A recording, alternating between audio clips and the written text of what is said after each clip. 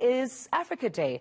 But of course, the question is there anything actually to celebrate on a continent ravaged by poverty, conflict, as well as inequality? Now, Africa's development goals have now been hampered by the COVID-19 pandemic. So what does the future hold for the continent?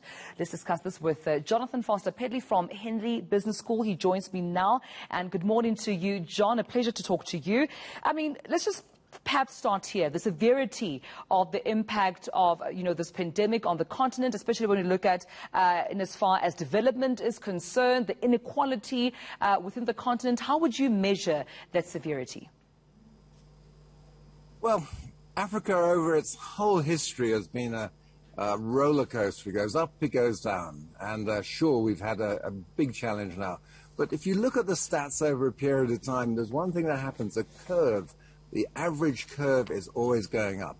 And we must remember that because we can get carried away by the terrible things that are happening. Yeah, sure, we're in COVID now, but we're going to come out of it. And the future for Africa is definitely positive.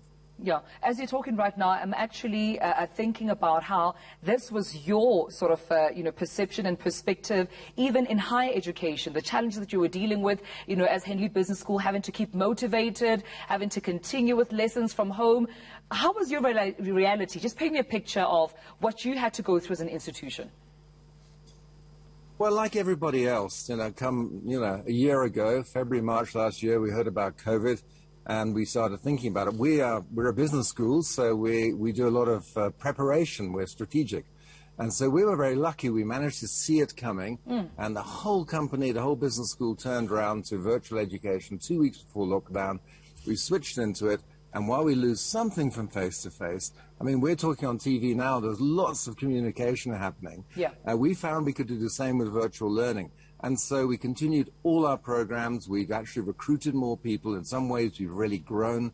And so we've managed through this. But like everybody, we just can't wait for it to be over. Yeah. But it'll never be the same, will it? Because we've learned so many things now. And in some ways, it's brought the world and Africa together. Yeah, and speaking of how the world will never be together, particularly even the continent, how do you then foresee the next year, 2 years from now, looking like in a post-COVID, we hope, continent? How do you foresee us looking, particularly let's start with economically? Well, economically, we're obviously going to have a hit. Growth has slowed down. Employment has been challenged. And while we've been very resilient, we have to know that the next couple of years are going to be a struggle. But what we have learned is the amount of resilience and capability we have in people. And what is brought out for people, in spite of the depression and the hardship we've been through, is brought out a resilience in people. And I think people are understanding, more and more people are understanding that while we weather a hard time for the next couple of years, historically, after pandemics, there's been an economic growth, and we'll expect that to happen in a year or so.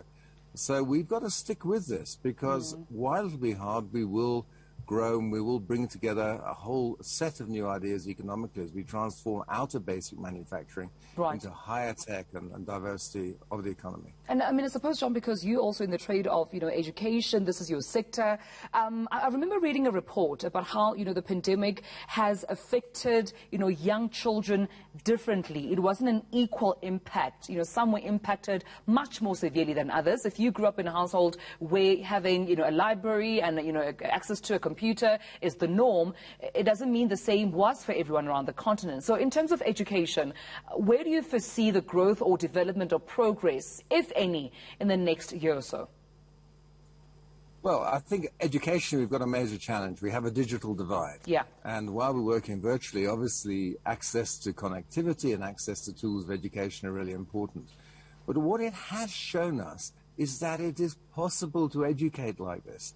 And that is such an optimistic story in a sense. As long as we can get the connectivity and public-private partnerships and bring in international suppliers, we can start reaching all those people who are locked in poverty, who are the talent and future of South Africa with new education forms. But it is a revolution. It is a change of mindset.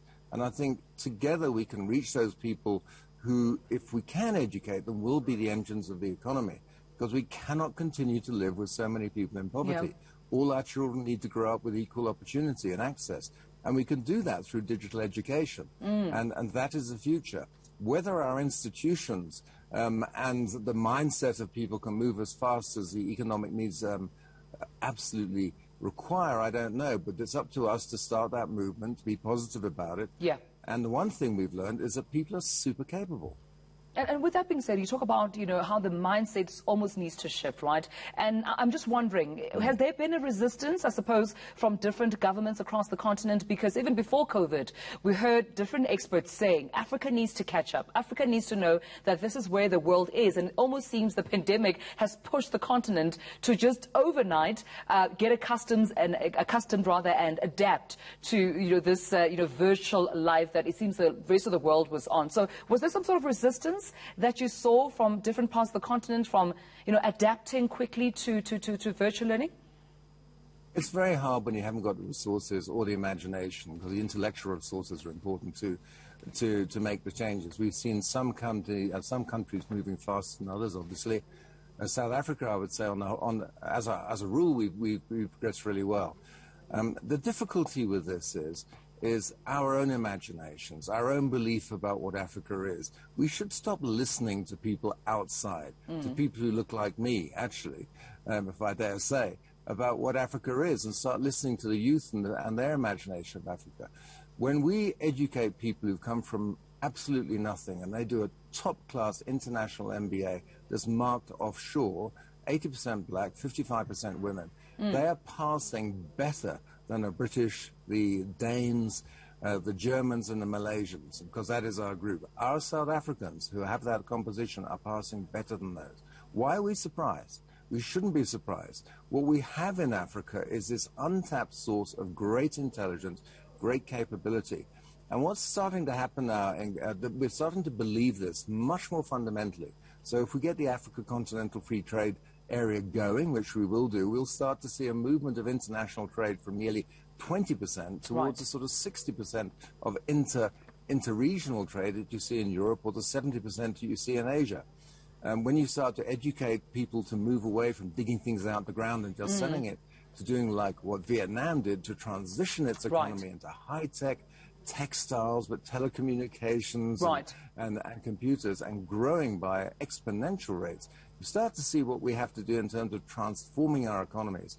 It's all in the mind. Well, we'll leave it there. Thank you so much, Jonathan, for, of course, challenging our mindset there this Africa Day. Jonathan Foster-Padley from Henley Business School joining us.